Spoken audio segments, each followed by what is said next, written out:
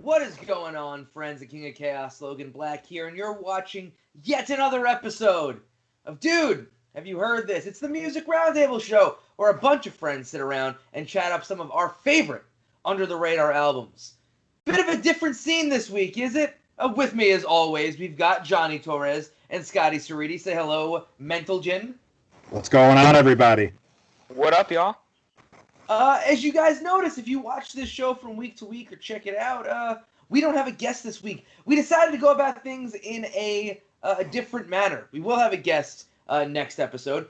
But on this episode, you know, this entire concept of the show started with me in locker rooms talking to Johnny and talking to Scotty separately, and just being like, these albums are brilliant, talking about our favorites. So we thought, why not take this week and talk about like some of our absolute favorites. Not necessarily under the radar stuff, because as you'll see from the picks, nothing here is under the radar. But these are the albums that are, in one way or another, the closest to our hearts. So we're going to take up quite a bit of time chatting these up. I'm going to start with Scotty's pick this week, because this was one that I legitimately had never, ever listened to. So Scotty, lay it on us. What did you pick and why? So my pick this week's a bit of a weird anomaly in that it was the most saturated record by this group, but conversely, while still being as popular as it was, it's still wildly underrated, whether it comes to the fans of the band itself or popular fans. And I went with Modest Mouse album, Good News for People Who Love Bad News. A bit of a departure in that the band kind of started as more of a folk act. They did more acoustic things, blown out folk, but still folk nonetheless. And then they kind of decided to take a swing at making as close to a straight pop record as they could. And the result is honestly amazing. From the time it opens with just these discordant horns to the time it closes, it captivates you. It tells different stories along the way. Much in the way that Murder Ballads by Nick Cave and the Bad Seeds did, is every song tells its own story and has a different meaning to it, where there's one section at the third track and the fourth track, which are Float On and Ocean Breeze Salty, that kind of focus on the afterlife and coping with death and loss. The whole record just takes influences from a bunch of different places. There's a song about Charles Bukowski on here. There's a couple straight up dance songs. There's coping with your own mortality. It's a wild ride. It's dark as all get out, but the music can still stay positive and upbeat. And you can tell the turning point for the band, because the two records that came after this were really kind of the same mold, but a little more on the popular side, a little more focusing on indie pop as opposed to being a straight up indie rock group. And the first time I heard this, my uncle had it, and I listened to it from front to back, and I was maybe 13 at the time, and I didn't really understand it. And then I revisited it a few years later. I was like, I get this now. Hearing the world at large, I was like, no, I understand. I can figure this out. But yeah, this is on my short list of records I could consider perfect, quote unquote, as much as I hate the term when it comes to music. But this record means a lot to me. So I just because I know not a thing. Well, I'll give in a moment my knowledge about Modest Mouse and this record, but I don't know very much. So you said that they went out to try and make a pop record with this one? For sure. In my notes, I wrote down, this is not a pop, literally written down, this is not a pop record. The Float On was the outlier. Like, that was the one song on here that stood out to me as like, all right, this is a song that should be on the radio because it's fucking really good. But everything else was just like, they were just, it felt to me again like they were an indie rock group that was trying to do their own thing, which is the vibe that I always got from Modest Mouse. And anybody who ever put this band over to me was literally just that. They were a band that were just doing their own thing. For sure, definitely in the beginning stages, but you could tell like they were making records for themselves in the earlier days, like, this is what we want to do, this is what we want to record, and then this is the point where you're like, oh, this is the record for other people. Every band kind of has that turning point where it's like, we should try to get some ears on this. We saw it with this is an out of left field example for the genre, but like when you're looking at bands like the grindcore bands like Pig Destroyer, you could tell when they were making Pig Destroyer records because they were popping themselves, or when they were like, nah, we should try to like get ears on this. And this is definitely the get ears on this point of the band. That's a fair assessment.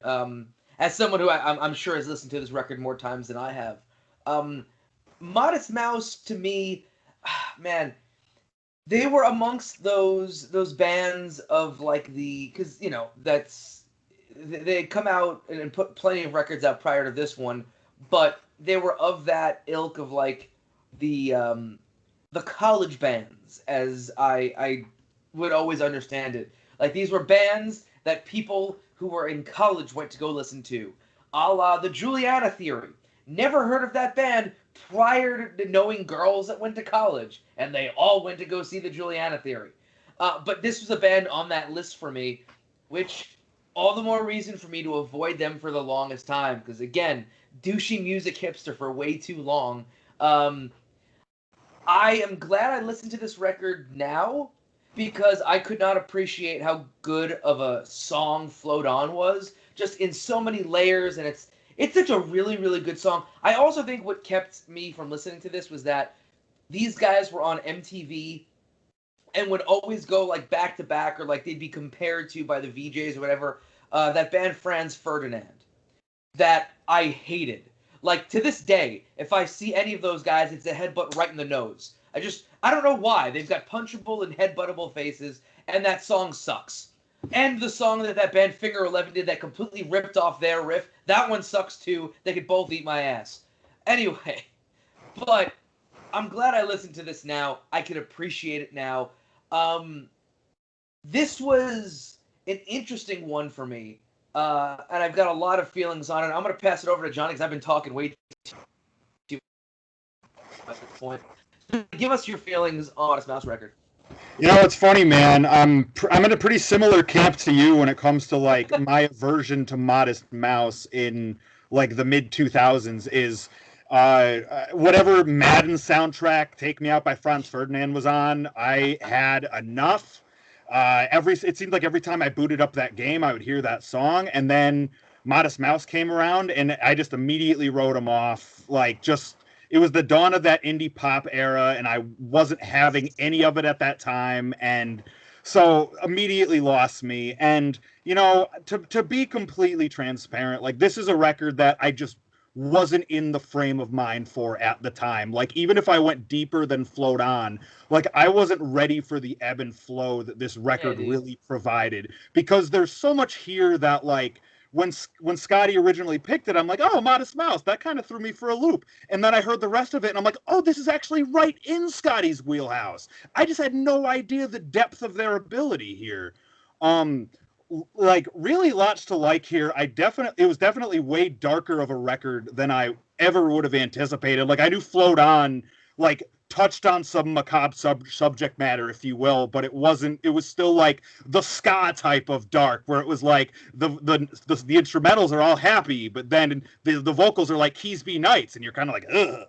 But lot to like here. Really just an ebb and flow in sound. You can definitely see that this is like the turning point where they're like, let's start putting something out that other people might listen to, but there's clearly a whole bunch of tracks on here that they made for themselves as well. So like, I bet if I listen to like the next record or two, I might see a little less of that original identity that is definitely still present on this record, at least from what little I know about the band. But this was a really cool eye-opener for a lot of the same reasons as it was for Logan there. Yeah, dude, it's so I'll be transparent as well. Literally, the opening track, which is just horns making noise, I was like, all right, I'm in already. Which was, again, like, I wanted to take a listen to this with, an open mind and put all that past shit to the side. If you had suggested Franz Ferdinand, you'd have been kicked off the show. But this is okay. I did, of course.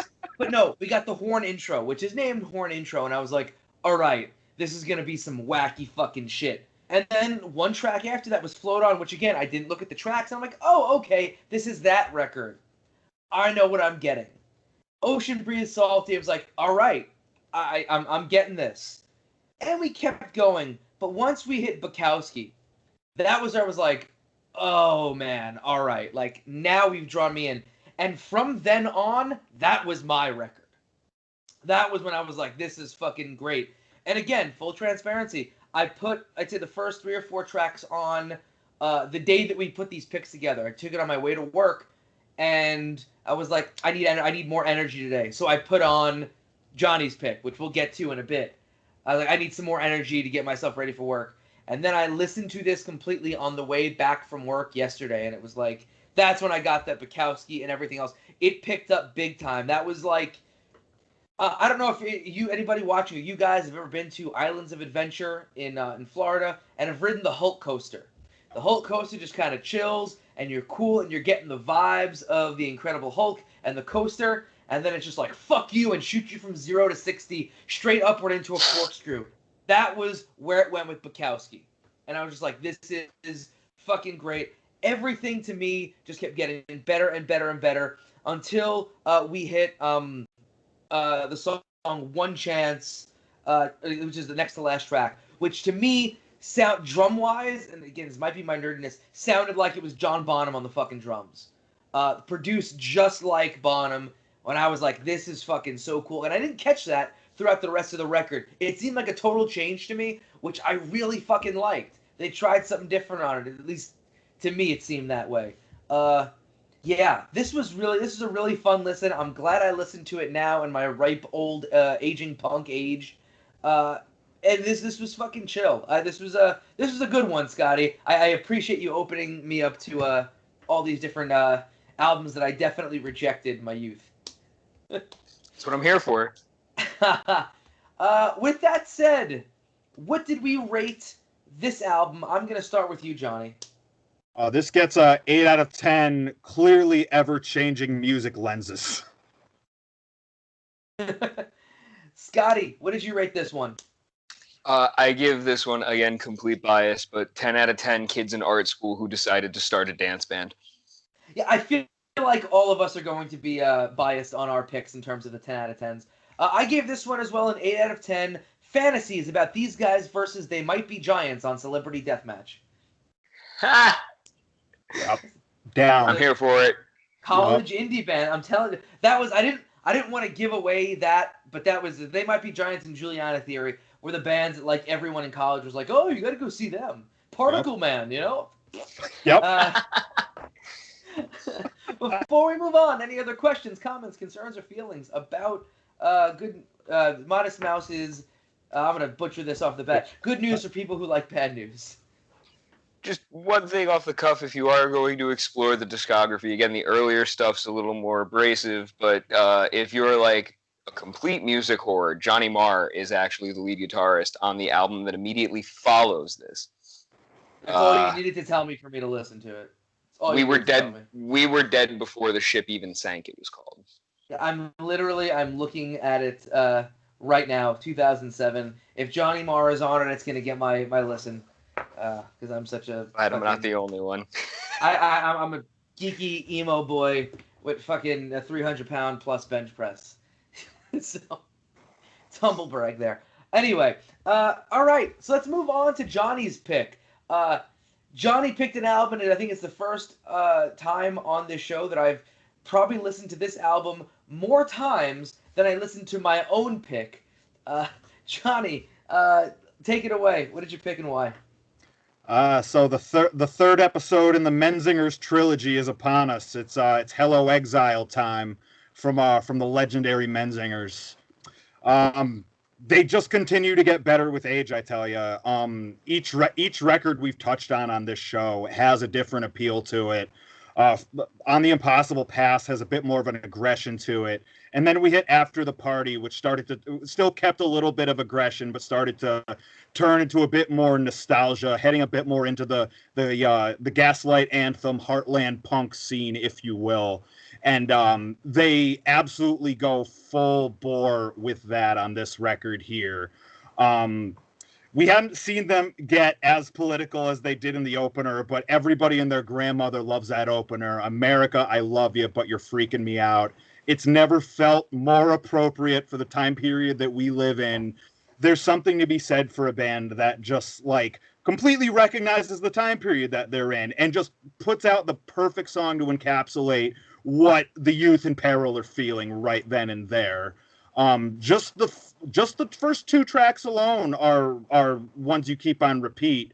Anna's come up on this show more than once, just as tracks that get repeated when you get to that Menzinger shuffle play on Spotify. High School Friend was like the first non-single that I had heard when I first popped this record open when it first came out, and immediately just takes me back to how I feel these days, because truthfully, in the time of social media, there's really no shortage of high school people that have knocked on my door being like, yo, I saw you wrestling on YouTube, let's get drunk. And it happens, you know? So, Scotty, I'm sure you probably have no shortage of that as well. Somebody catching you on the YouTubes of the IWTV like, yo, you're doing sick deathmatch shit. Let's get fucked up. So, but, and I'm always like, no, thank you. I didn't like you in high school, years ago for a reason. Sir. So much to love really about this record. Like, I can go track by track. Last to Know is the first Menzingers track of its kind. They've never wandered into that sort of like real plotting territory that they did with Last to Know. That's probably none of the singles get repeat plays for me on this. It's like Last to Know, Portland, Strawberry Man are like the tracks that I repeat on a regular basis when I'm not running through the whole record front to back. I saw this on the live tour and it was magic. I should have brought the vinyl downstairs and I forgot, but it is on vinyl upstairs. I can't say enough about this record, and honestly, if you like this record, if you're watching at home and you've sampled this record and you like it, they put out an acoustic reimagining of the whole thing that we're absolutely going to touch on at some point on this show. It's called From Exile, and I can't recommend it enough. I could go on. I say this every show, seemingly, about the records I pick, but this is one that I could probably continue to go on and on about because it came out at a time where all of these songs just really hit home with me. I'm glad I got to share it. I think this is one of those bands that, I say this about Blink-182, where Blink-182, every album encapsulated the exact emotions and feelings of their fan base. Like, Dude Ranch was talking about all this, like, stupid, lame, immature shit when you're, like, a college freshman. Then Enema of the State comes out, and, What's My Age Again? And it's like, hey, going away to college, like, this is legit, like, this, all the shit that I was younger, but, like, that fan base was feeling. Then they start to mature, and, it's more about more mature topics. This is one of those bands that I feel like gets that at the same level, if not better. The record prior to this one that we talked about, After the Party, where just, so much of that is about growing up and all that. And then you've got this one where, man, I put it down in my notes, every decade has their song that defines a generation. Age of Aquarius was the 60s. Born in the USA was the fucking 80s. Smells Like Teen Spirit very well could have been the 90s, although it could have been, like, seriously, tons of, Tupac or Notorious B.I.G. stuff that was just, like, the youth were latching onto. And then, boom, America is a landmark song. There's no better song that perfectly encapsulates what it is to be a young person that wants the world to get better and just watches it crumble around them. Brilliant, brilliant stuff. This is a band that fucking gets it. They are, to me, a once-in-a-lifetime band. You don't find shit like this. And they're churning out records one after the other, and they're all bangers. Wild stuff. Wild stuff. Scotty, what did you think about this record? So, as someone whose Menzingers fandom started this year with this show, thanks to Johnny, I kind of looked at it as like seeing other bands that I had listened to and kind of like pinpointing that point where they were still putting out bangers, but a lot of people weren't really paying attention. The first band that popped into my head off the top was Pearl Jam, because the first thing I thought hearing this record was like that period in the early 2000s. Pearl Jam had just put out Riot Act, and people were just kind of like, it's a Pearl Jam record, but no one really sat and listened to it. And sitting and listening to it, it is a front-to-back banger. This is a stupendous record, anthemic, even though it's not meant to be anthemic. Like, it holds its fan base so close to its heart, wears its influences on its sleeves, and that's something that I can always appreciate from bands like this, like the Gaslight Anthem, for example, Japan Droids in their later career, like just putting everything out there, screaming at everything at the same time in the span of 45 minutes is something that I can really appreciate, because it's something that I'm not able to do without having the cops called on me because of a noise complaint or some shit like that. So this is definitely an eye-opening record for me. This is definitely by far my favorite of the three that we've listened to, just because being able to sit and like have this be the Menzingers like cup of coffee record, like you can listen to it first thing in the morning, break it down piece by piece. Yeah, super good. Really surprised by this band as we go through their discography, and I know this isn't going to be the last one, and I'm very excited about that as well.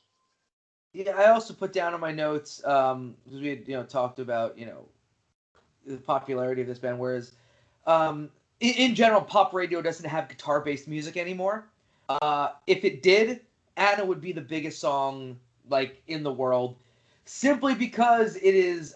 I mean, first of all, you got an automatic hit historically. If the name of your song is named after a girl, it just always works. It's how literally every doo-wop group in the 50s was able to make their bank.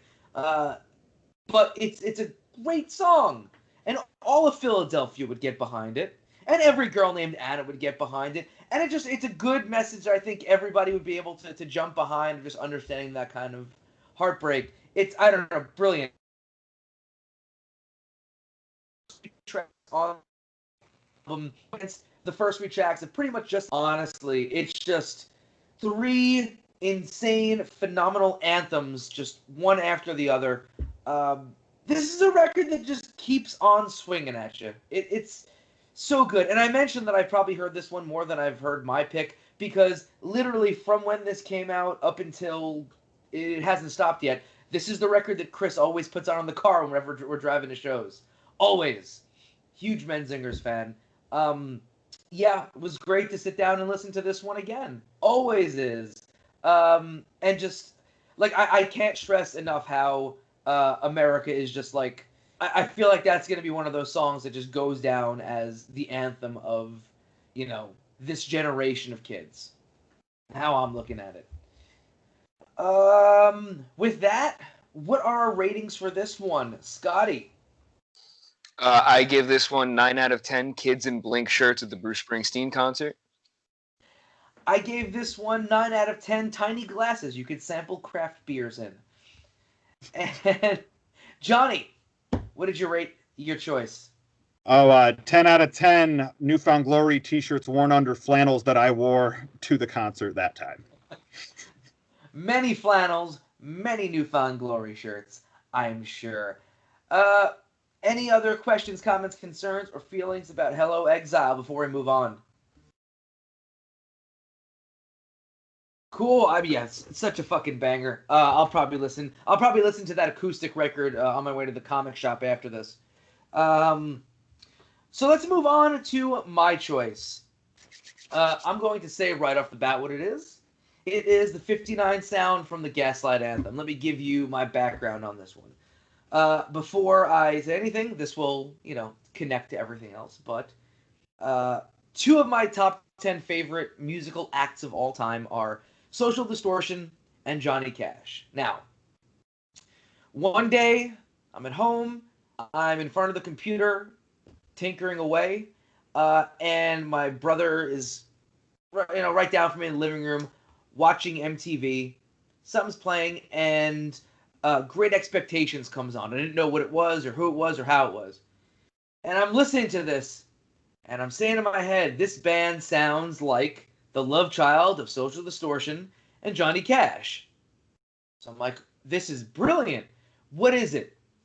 And he didn't catch it. I'm like, I'll never catch it. But magically, because, luck happens to be on my side, at that point, they played it again later on in the day. And it was like, all right, Gaslight Anthem, this is it. Went out and bought the record immediately. I can say that I appreciated the record at the time, but I think this is one of those that just ages so much better for me, where I can, whereas I listened to a lot of the tracks separately and enjoyed them all separately. This was one that I think within the last 3 or 4 years I've been able to sit down and I can't listen to one track on it. I have to listen beginning to end. It's like Eric Cartman with Come a Sail Away. You can't just, start the song. You can't play that note. You have to go the whole way through. I have to go the whole way through with this record because it is like a musical or a story or a movie, whereas you can't just take bits and pieces of it. You have to get the whole thing through, at least on my take of it. This, to me, is about as perfect of a piece of music on one album can be. There's nothing on it. Not one song that doesn't absolutely kick me in the chest in a different way. I am not ashamed to admit that I have never in my life ever listened to the song Here's Looking at You, Kid, which is the second to last track on this one, without at least tearing up. Don't know why, but there is something that always hits me about that song that I've never again, this album is 11 years old, and I have not listened to that song once without at least being overcome in that way with emotion. This band, I don't think they've put out one bad record. There's certainly stuff that I'm not as into as this. Nothing is bad, but this one stands out on the whole as just magic left and right. The songs are there. I really like the production of it because it is not produced like your normal rock and roll or punk rock or alt rock record. It is produced in such a way you can hear the vocals are produced with a bit of an echo, where they were really trying to create that old rock and roll sound on here. Yeah, man. I'm sure as you guys talk, I'll hop in with stand out to me as what the brilliance is. But let's open it up to you guys. Johnny, I know you're itching to talk about this one. Let's lay it on me. Man. So first of all, in my opinion, I think this is the greatest record, just period. I don't think anything touches it. Funny that you mentioned your. I'll give you my first impression because it's similar but different. I had just broken up with a girl, was diving headfirst into just undiscovered music at the time. Had always just seen Gaslight Anthem reviews on Pitchfork and shit like that, and I was like, it's been a band on the short list. Let's give it a try. And my first two impressions when Great Expectations hit was Social Distortion and the Wallflowers. It was a slightly more upbeat Wallflowers, and you guys know me, that's knocking right on my front door. Okay. So right away I was in. Great Expectations, by itself, was the type of track that I immediately had to sent it to all of my friends. I got Shane Marvel hooked on the Gaslight Anthem about a week after I discovered them. Quickly realized me and Logan Black would be fast friends when at a Kevin Landry Combine show, he walks in wearing a Gaslight Anthem Get Hurt t-shirt. And I'm like, I liked you already, pal, but we're best friends now. I think I stole that from my brother, too. Even better. But I was lucky enough to go see this band do the 10-year anniversary of this record. And they had a folk vocalist by the name of Matt Mays do the opening, or he was one of the opening acts. So then it's funny you mentioned Here's Looking at You Kid, because then Matt Mays comes out and they just bust out the most monstrous fucking like harmonized duet that I've ever heard on that song. So like that song already studio wise is like a hard 10.5 out of 10. But then you throw in somebody that complements Brian's vocals so friggin' well. And man, like I wish I had a studio version of that. There's not a throwaway on this. I think Film Noir is probably my favorite Gaslight Anthem song, just period. It's probably the song I've screamed the loudest the most times in my car. The back seat is probably second though. Yeah, this is if I didn't know you were gonna pick this record for like this week's favorite record, this would have been my pick, like full disclosure. So I was like absolutely thrilled that we're finally able to talk about how great the Gaslight Anthem are. I can't say enough. Go if you those of you at home, if you haven't taken a dive into Brian Fallon's solo stuff, that's amazing too. Can't say enough. You know, speaking of that reunion, anniversary show that they did for this album, me and the tracksuit brute Chris Bene were on the short list. We were literally on our phones when those tickets were coming out for the 2 shows in New York, and literally within clicking to refresh to open it up, it was sold out. I had never been more miserable at work, I think, in existence. It was a very, very sad time. I did see them at some waterfront in the city, New York City, for those of you who don't know what I mean by the city.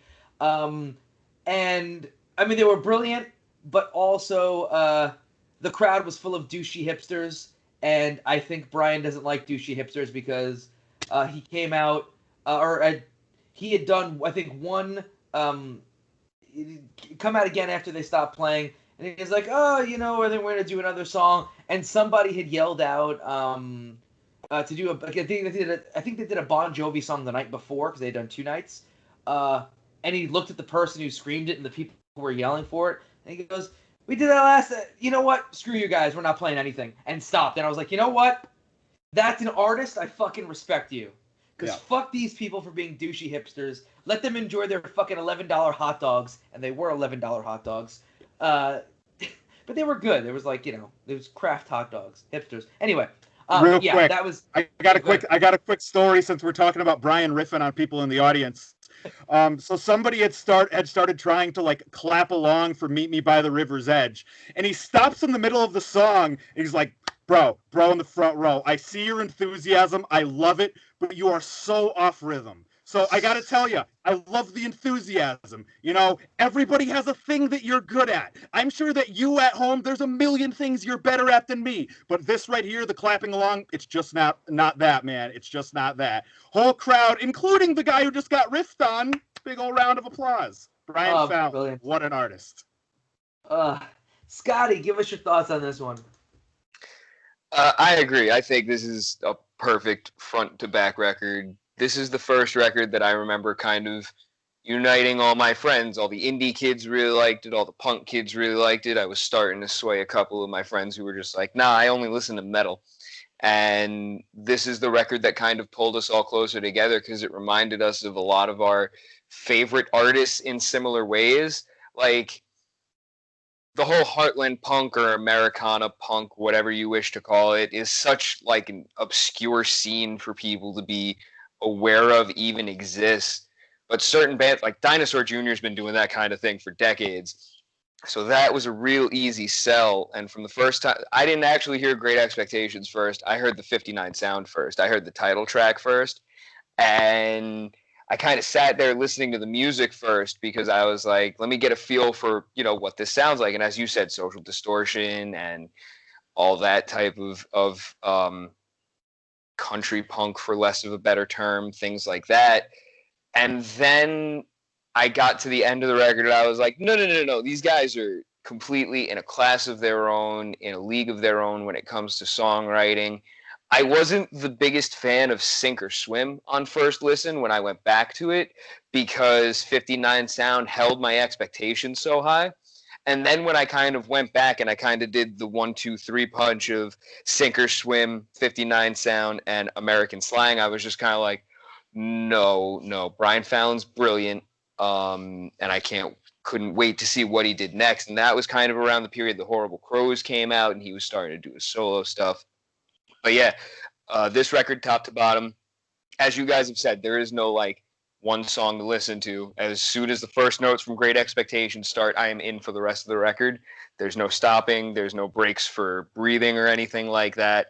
And yeah, this was just a band I found completely accidentally. It wasn't as fortuitous as it was for you guys. It was just one of those things where I had something on in the background, and I think I heard the lyric with I was playing a show down the road when your spirit left your body, and that's when I was like, no, I should pay attention to this. And started it over, and this record just this hits every pocket. It hits the emotional pocket. It hits the romantic pocket. It's just such a good fucking piece of art. And while I agree it's going to be considered like one of the greatest albums of all times, I wouldn't be surprised if in 5 or 6 years, say, if this doesn't make the short list for like greatest American records ever made across like the gamut. It's going to be up there with Born to Run and Slippery When Wet and all these records. It's 100% up there in that echelon of music for me. Yeah, I really do think like this has to be considered among those, even though this band is not, on the level of a lot of the bands that you mentioned. I still think this is just brilliant music. I want to jump into like the specific songs real quick before we close this one out. Obviously we're talking about Great Expectations and 59 Sound as being just bangers to fucking start this record off, and really grab attention. But for me, again, listening to this record in 2009, similar place I think Johnny was, where I had just gone through a miserable, terrible breakup. Didn't know what my existence was. I was still hung up, like really, really hung up over that particular person. And this is a record about heartbreak, so a lot of the songs are having that, kind of thing going down. Man, so High Lonesome. Can I just say on that track, at the end of the song, leading into the last chorus, when the guitar hits that open chord, the bass cuts out, and it's just drums, pop, pop, pop. And it's that open chord with the vocals. That is just, when you have a listener by the cojones, the huevos, oof, man, like that just, to me, that just draws me so much further into the song, and it all comes back together.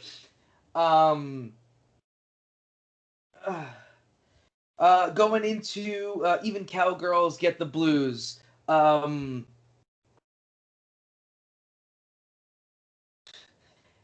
I say, again, like, that is, I mean, obviously in the title blues, but like, this is such a great, strong, bluesy song. Like that riff in there, if you have not listened to this record, if you're, watching along, if you've not listened to this record, start with this song and just the opening riff. Give the first 10 songs and tell me if you're not a fan of guitar music, that doesn't hook you in immediately. That is soul coming together.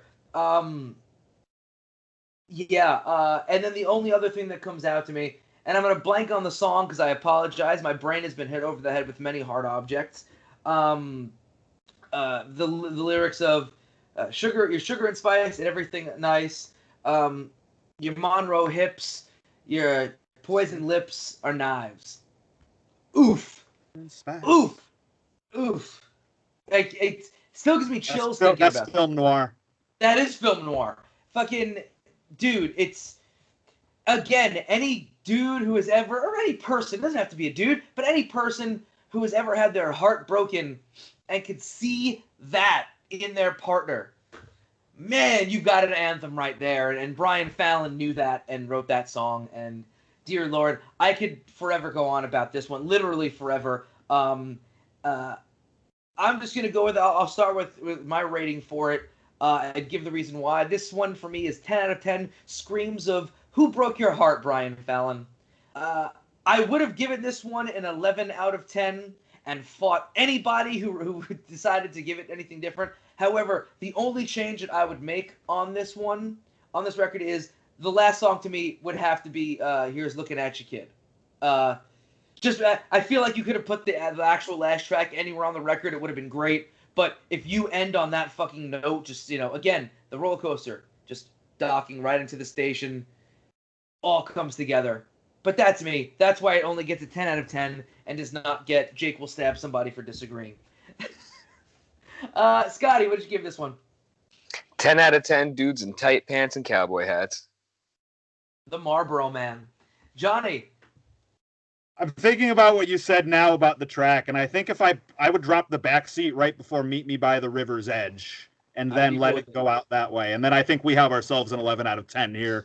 I don't mind the back seat going out, so I'm comfortable calling it a hard 11 out of 10. Yeah, I'm glad that we all kind of are in the same boat on this one. And I'm glad that we got all these picks together. I gotta say, I'm genuinely, I love the Benzig. It's a fucking brilliant record. But I'm stoked that I was able to listen to Modest Mouse and give them a chance. And I really did dig that record. Maybe there is some college kid left in me after all. Who the hell knows? That said, any other questions, comments, concerns, or feelings about Gaslight Anthem? All right, so let's get the normal sign-in as we do. Johnny, where can we find you on social media? You find me at The Concept JT on Twitter and Instagram. Scotty, what about you, dude? Twitter and Instagram at SC Cerruti. You can find me on all social media, Facebook, Twitter, and Instagram at King of Chaos NYC. And you're checking this one out on the Year One Wrestling Podcast YouTube channel. You should be listening to that podcast yourselves. You can find it literally anywhere that you get a podcast. And then follow it on all social media at Year1 Pod. Next week, we will have another guest joining us. It'll be back to the normal format where we talk about weird, obscure stuff that usually isn't that weird or obscure. But again, thank you for joining us, as always, on Dude, Have You Heard This?